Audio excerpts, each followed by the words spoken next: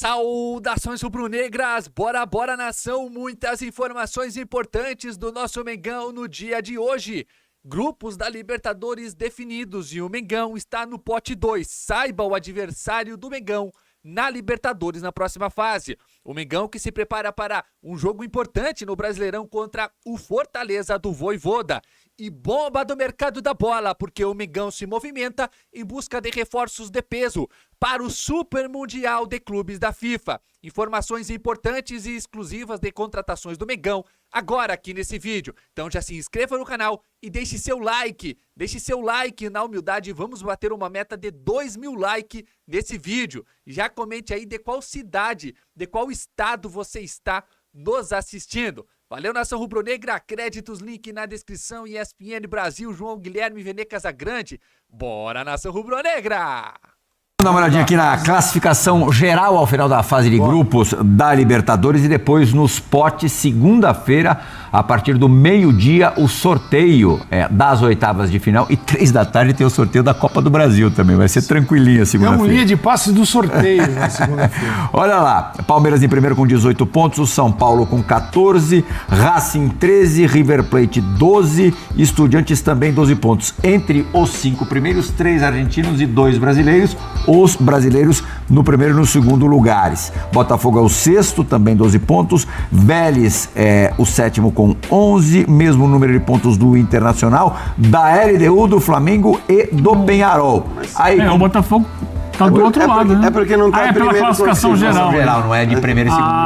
Tá. Exato. Entendi. Atlético Nacional, Libertad com 9, o Fortaleza e o Universitário do Peru empatou a sua última partida contra o River no Monumental com 8 pontos, é o 15º no geral, o 16º, o último classificado aí às oitavas de final, que somou menos pontos na verdade, o Cerro Porteño. Cerro Porteño, portanto... Mas teve muito mais gente que fez muito mais pontos do que o Cerro Porteño e que estaria na frente dele, né?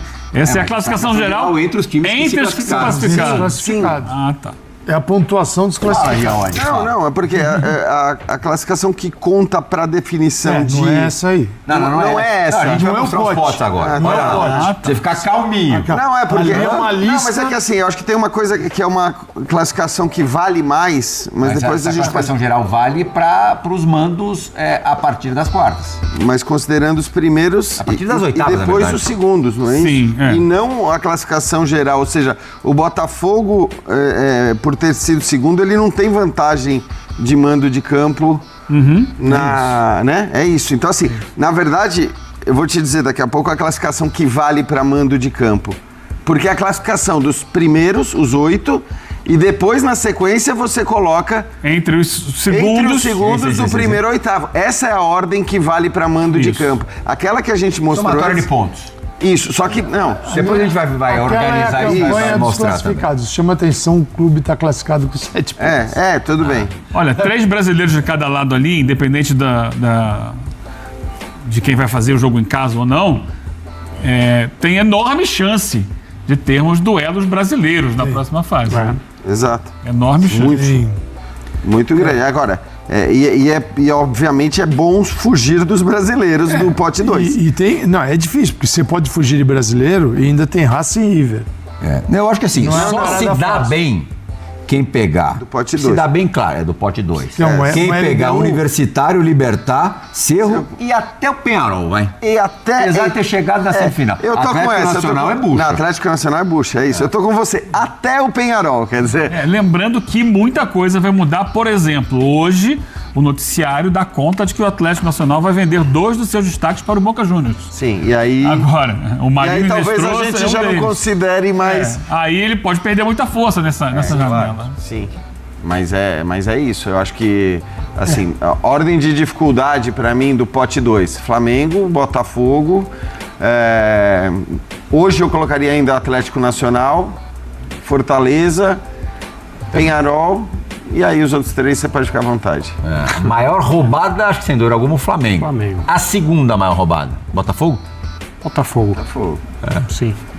Sim, eu adoraria que evitar clássicos nacionais Sim, porque tudo bem, o clássico entre brasileiros te garante uma classificação do brasileiro, sem dúvida alguma. Garante. Mas pra você quem? vai perder.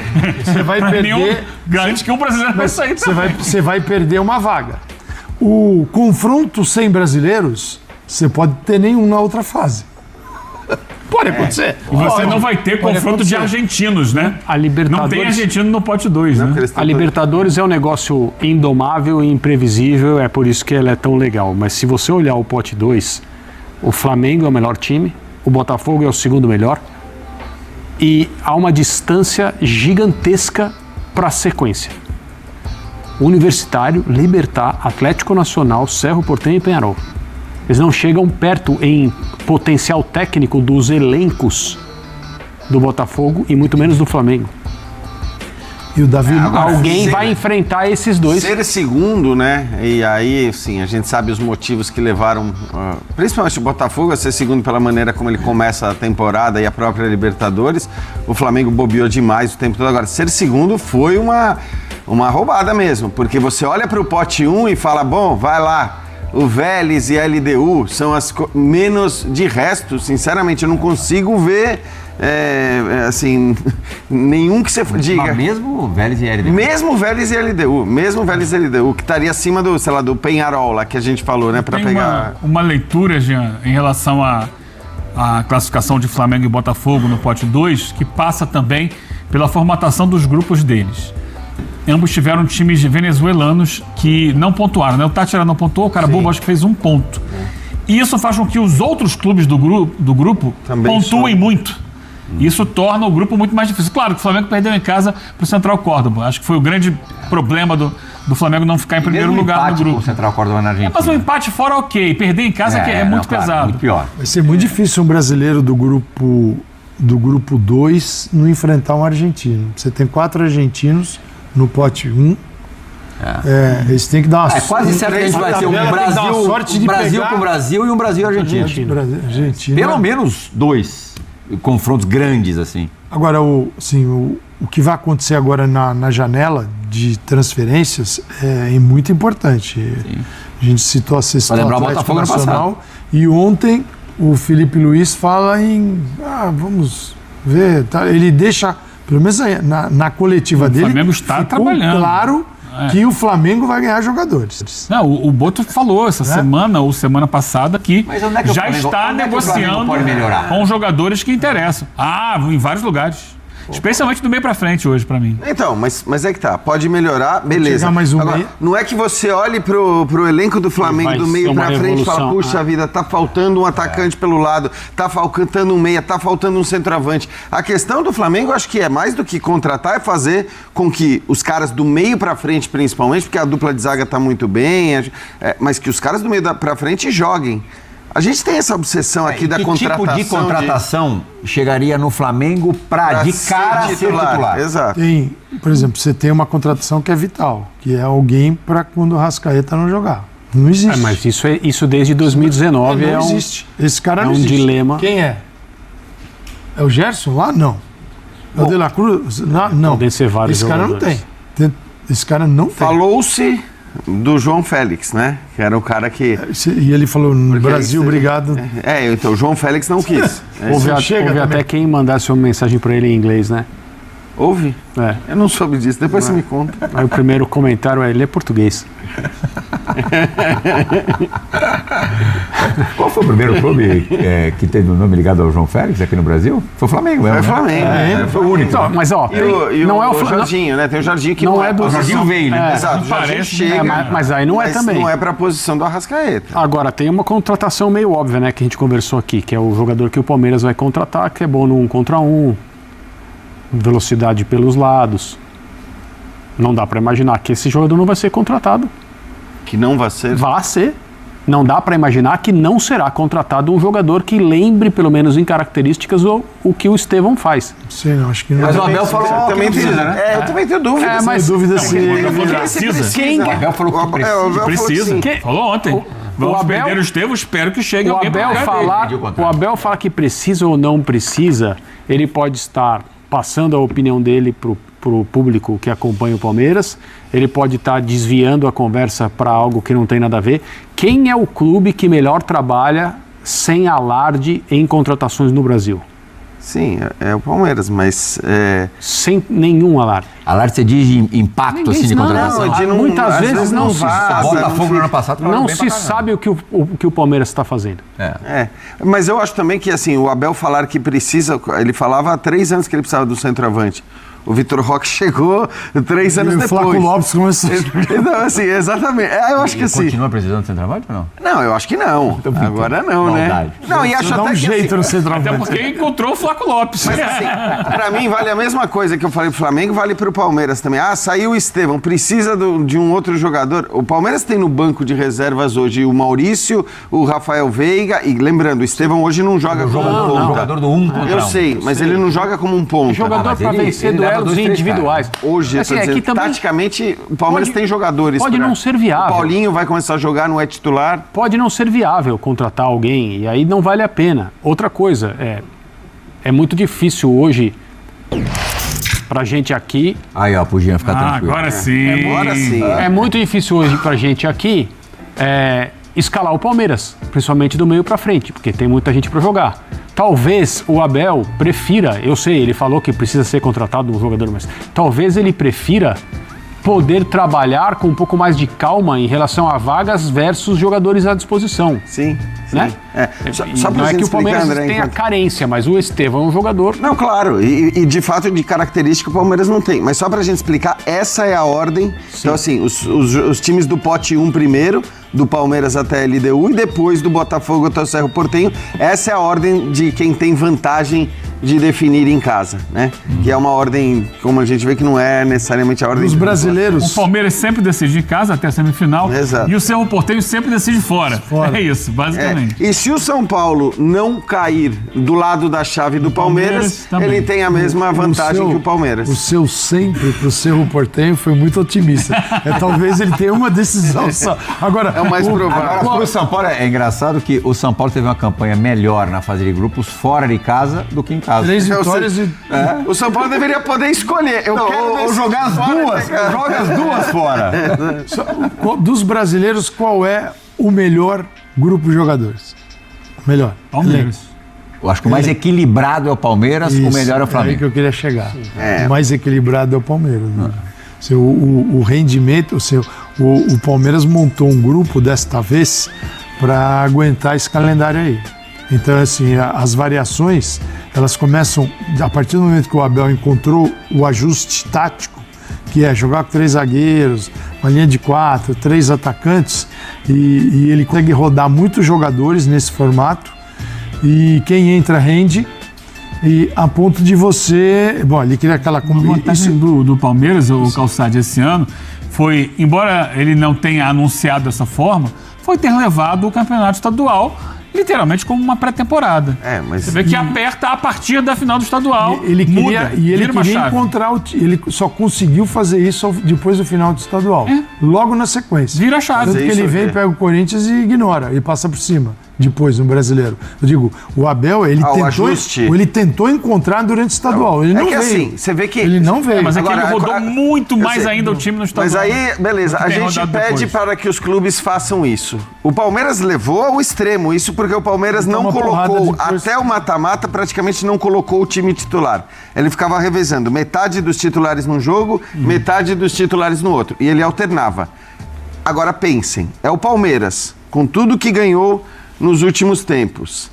É o Palmeiras, cujo técnico é o Abel Ferreira, que a gente não precisa trazer o currículo dele aqui. E mesmo assim, o que teve de corneta... Não, mas é porque é o Palmeiras, o time onde existem mais corneteiros no Brasil. Bom, tudo bem, é verdade. O Palmeiras tem uma corneta forte, mas assim... Perdeu pro rival, pro Corinthians. Eu sei, mas assim, gente... Tudo bem, qualquer derrota... As cornetas eu trago o caso do Palmeiras porque, assim, isso explica por que tantos técnicos que não têm, obviamente, a moral que tem o Abel Ferreira, que não têm os créditos que tem o Abel Ferreira, por que tantos técnicos são tão temerosos na hora de fazer isso que deveria ser feito no campeonato estadual. Então, eu vou pegar o exemplo do Zubeldia. O dia que todo mundo quer, cara, põe os garotos, põe os moleques, por que não... E eu acho também que ele devia ter colocado os moleques mais no campeonato estadual. Os meninos jogaram muito pouco e depois até se mostraram aptos a jogar. Agora, é normal que o cara que não tá tão... com a cadeira tão... Corda no pescoço, ele vai botar corda moleque? no pescoço, ele fala, eu vou pôr tudo que eu posso pôr de melhor. Então, assim, isso vale pra todo mundo, no fim das contas. Agora, o Botafogo no ano passado, pra gente ver o quanto faz diferença a janela, e desse ano ainda vai ter essa coisa da parada longa, bastante tempo para você preparar o time pro segundo semestre. No ano passado, o Botafogo trouxe Luiz Henrique, Almada e o Igor Jesus. Vitinho, Alex Telles. Mas assim, os caras que... mas esses que também, os dois laterais, o time se transformou. Esse ano, o Botafogo fala no Morato, né? Menino do Very Sarsfield, que é uma almadinha. Sim, mas... Pode perder o Igor Jesus. É muito jovem ainda, né? 18 anos, né? O Almada já era campeão do mundo, quer dizer, Pode perder o Igor Jesus. Tem essa do Igor Jesus no Nottingham Forest. notícia de hoje, né? Notícia de hoje, 20 milhões de euros. Aí depois do Super Mundial, né? Aí você tem que lembrar, Luiz Henrique, que foi embora. Almada, aí o Igor, você transforma o time todo. Pra trás é o mesmo time e lá na frente. Você tem que reconstruir isso. E a questão é que às vezes essas negociações se arrastam. E elas são definidas ali, cara, porque em julho vai estar aberta. Quando os clubes voltarem, a janela está aberta ainda. E tem que ver, né? Pensando em Botafogo, que se especulou, né? É que ele tentaria a volta de Almada e Luiz Henrique só para o Mundial. O Luiz Henrique parece estar praticamente fechado com a Inter de Milão. Nós tivemos o Flamengo vencendo o Deportivo Táchira por 1-0, gol do Léo Pereira, e garantindo a classificação, tomando um sufoco no final, um clima de drama no Maracanã. A LDU, no mesmo horário, venceu o Central Córdoba lá em Quito por 3-0, e com isso o Flamengo garantiu a 2ª posição no grupo. Ou seja, nas oitavas de final, irá decidir fora de casa. E caso pegue uma equipe com uma campanha superior à dele, decidirá também nas quartas e na semi, caso chegue lá. A final única será no dia 29 de novembro, em Lima, no Peru. E aí, muita gente cobrando, e com razão, porque de fato a atuação do Flamengo não foi a esperada, enfrentou uma equipe que já estava eliminada, mas que veio para o Maracanã com o objetivo de fazer história. Queremos um maracanaço. Estamos fora, mas vamos levar o Flamengo, o gigante do futebol da América, junto com a gente. E o propósito do Deportivo Táchira foi exatamente isso. Eles fizeram um forte bloqueio defensivo, o Flamengo teve problemas, mas venceu o jogo, e Rossi, numa fase impressionante, o São Rossi, está salvando o Flamengo, ele está blindado, não passa nada, e fez uma defesa importantíssima no último lance do jogo, que garantiu o Flamengo nas oitavas de final e de escapar de um vexame enorme. Mas o que eu quero dizer é o seguinte: o importante é que o Flamengo se classificou, minha gente. Tem muita gente lembrando o seguinte: nos últimos 3 anos o Flamengo ficou em segundo no grupo, com campanhas decepcionantes na fase de grupos. É verdade. Tem toda a razão.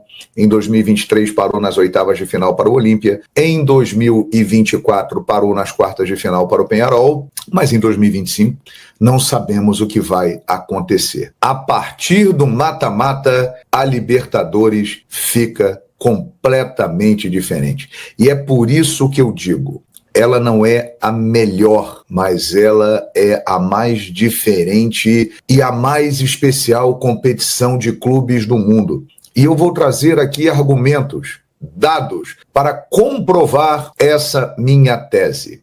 Esse formato que nós temos hoje na Libertadores da América, né, com fase de grupos, depois com mata-mata, melhor campanha na fase de grupos, tendo vantagem.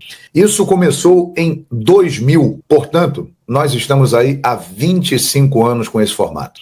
Prestem atenção nessa informação aqui, essa Libertadores é perigosíssima. Dá uma olhada.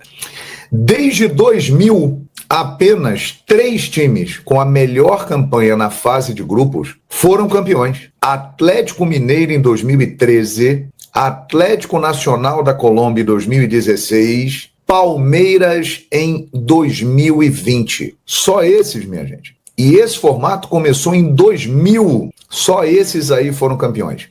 E o Palmeiras é um bom exemplo. O Palmeiras, nos últimos 8 anos, ele ficou 6 vezes como a melhor campanha da fase de grupos. Ganhou 2 Libertadores da América. Um ano, ele foi a melhor campanha, 2020. No ano seguinte, em 2021, ele não foi a melhor campanha. Aquela foi do Atlético Mineiro, que acabou sendo eliminado pelo Palmeiras na semifinal.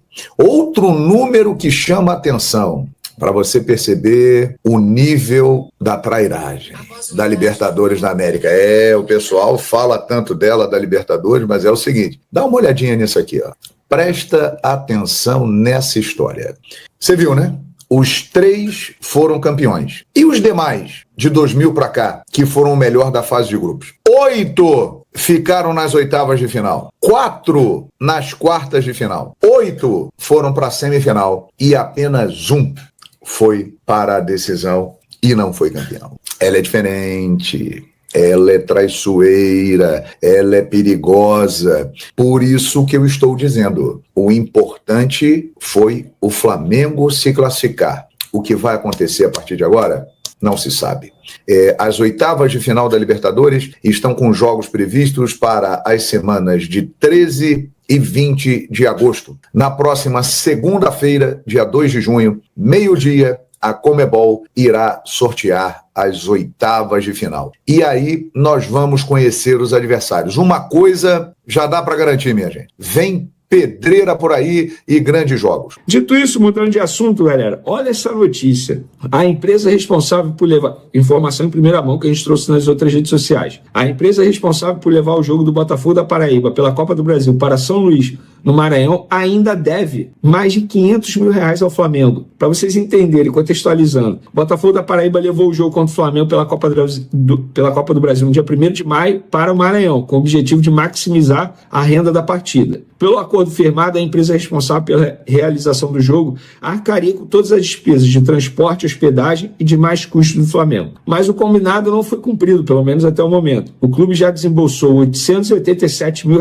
do próprio bolso e recebeu apenas R$300 mil de reembolso até agora. Ou seja, ainda falta aí R$587 mil a serem pagos ao Flamengo. Desde abril, o Flamengo está cobrando o valor devido, mas até o momento a situação segue sem solução. Eu entrei em contato com os representantes da empresa, me confirmaram que deve, e eu vou ler aqui exatamente o que me falaram.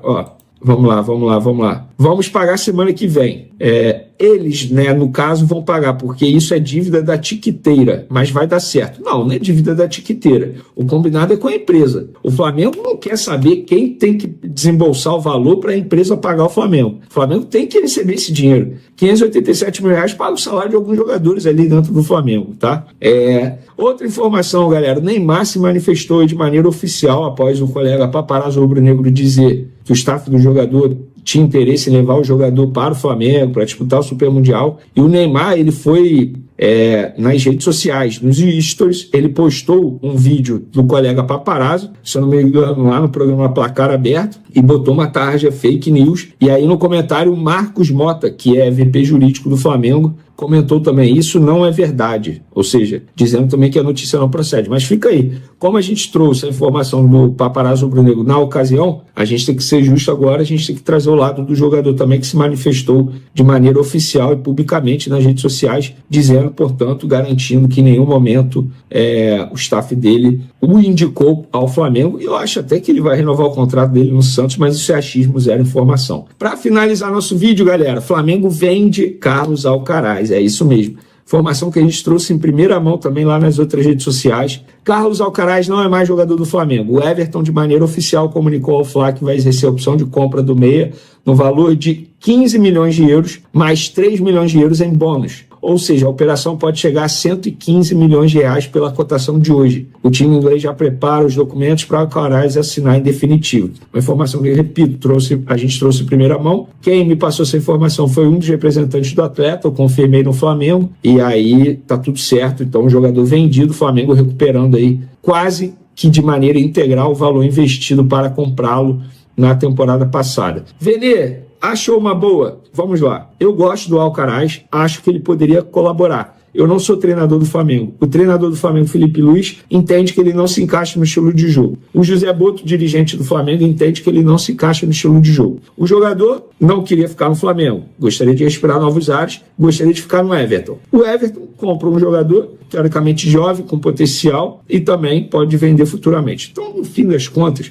eu acho que foi bom para todo mundo e agora o Flamengo utiliza esse dinheiro para fazer investimento no mercado e trazer jogadores que, na visão da diretoria e da comissão técnica, possam se encaixar aí no estilo de jogo, no plano de jogo do técnico Felipe Luiz. É, nação rubro-negra, muitas informações importantíssimas do nosso Mengão aí.